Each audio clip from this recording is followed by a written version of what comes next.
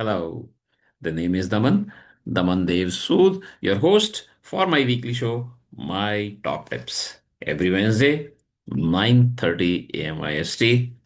Today, I'm doing it at 9 a.m. IST because of a meeting with a client. And it seems those meetings, weekly meetings, will continue for some time. So, for a month or two, I may change the time to 9. I'll let you know next week if it's happening the same way and if I'm changing the times. Today's topic, today's episode number 114, dedicated to all the auditors of the world. I'm going to pick up some cases from the real world, some dilemma, some learning, some improvements for all of us. Let me start with the slides. The dilemma called Yes, it exists. We have it. So the question that the auditor has to ask is it working for you? Let's do this a reality check.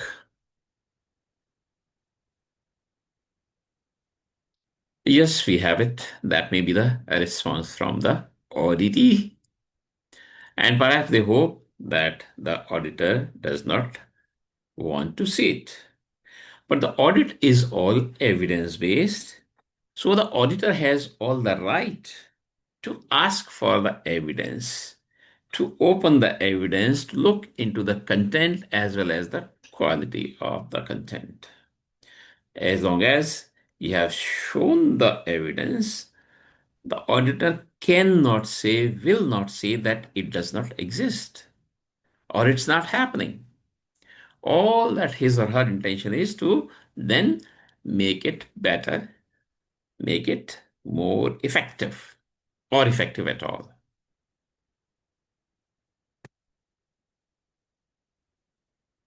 It's dangerous if you stay in that state that the auditor doesn't ask for the evidence or for that document or record. It's not good if the auditor does not ask. Again, the objective of audit is not to find faults in people or paper or papers. The objective of the audit is to find improvements, possible improvements. So let's be open minded.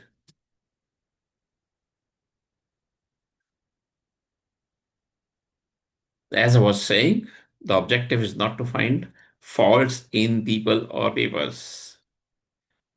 We do not conduct audits to validate the comfort level. I do not mean to say that the auditor must be tough, make it difficult for the auditee. No way. But auditors should not close eyes either. Not just to say good practices, strengths, and not to protect appearances only, but the objective is to reflect reality. Where does this auditee, this organization stand? Strengthen systems through improvements and enable maturity of the organization on a particular management system that may be audited or being audited at that time.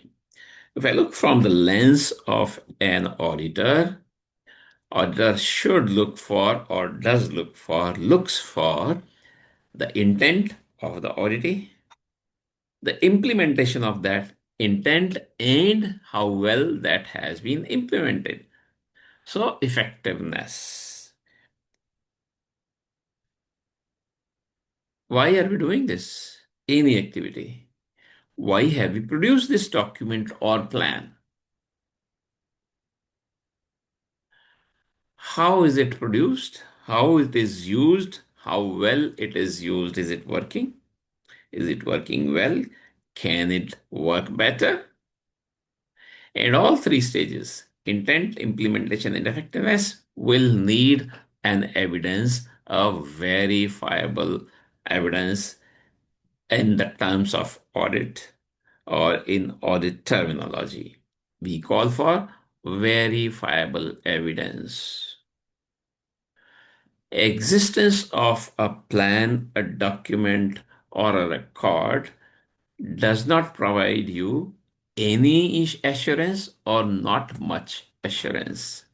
It may feel safe that the policy exists, or a presentation has been created, or a framework has been documented. So from few pages to few slides, we are now going to few documents also. Policy, presentation, and even framework. Just existence may make us feel safe, but that's not good because we need to see whether the behaviors have changed.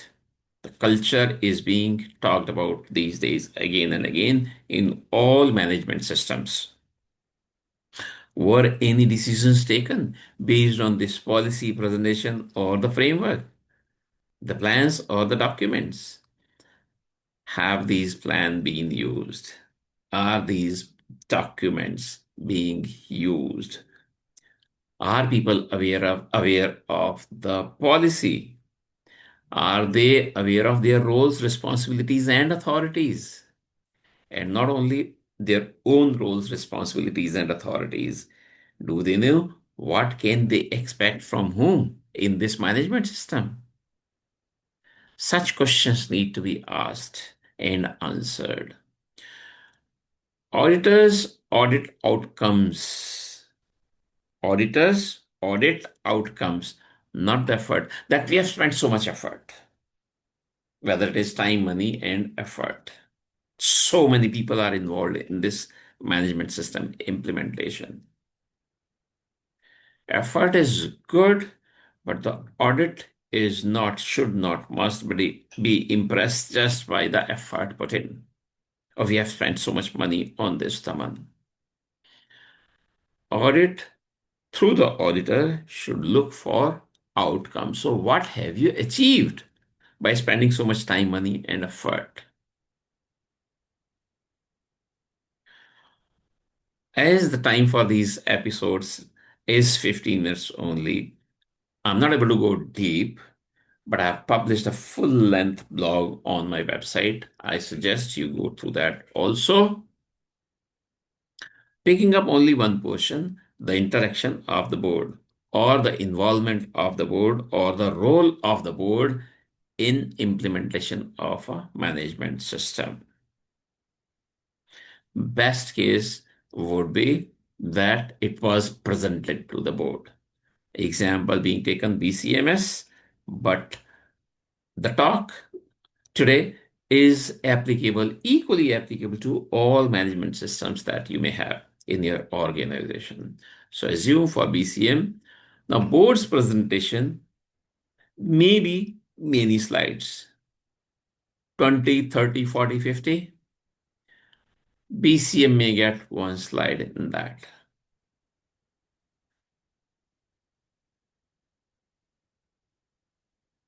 The question to be asked by the auditor and the auditee must be ready for that, prepared for that.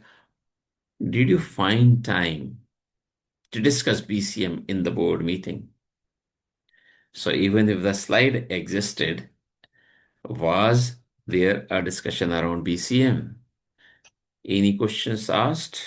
Any inputs provided? Any decisions taken? If not, then this evidence is not good evidence. I'm repeating this. So you have an evidence? Very good. That in the board presentation, board meeting presentation, there was a or few slides on BCM. But if it was not discussed due to any reason, and there may be valid, justified reasons, sometimes not always, then it's not good enough yet. So the question is whether the board, the top management, is involved in this management system. Presentation only means information was shared, slides were shown, and maybe there was only few minutes time available for BCM discussion in the whole board meeting. Engagement is proven through questions asked, challenges raised, actions assigned, inputs provided. The story is not over yet, by the way. Then what? If questions were asked, if some improvements were suggested, if some inputs were provided, what did you do with that? And the time available to you to do that is only till the next board meeting, whether it happens once in a month, once in a quarter, or once in a year. To resolve this challenge, actually, my top tip is that it must first appear in the agenda of that meeting. If it's not in the agenda, even if you include some information, some slides in the presentation deck, it won't get time. Despite being an agenda, it may not get time. That's second case. And then getting time, what was discussed, the quality of interaction. If we say we get only 5 minutes, if we get only few minutes, it's always one slide. Think about it then. Because the management system also looks for PDC, a cycle of continual improvement. So where is the improvement? The question here will be, if it's happening the way I'm portraying, and mostly it happens like that, as I keep saying, having gone across companies, countries, and industry sectors, then the question will be on governance portion of the management system implementation. Minutes of meetings are very important. So even if we continue with the same example of board meeting, that's a very good evidence. Even if it says BCM could not be discussed due to lack of time.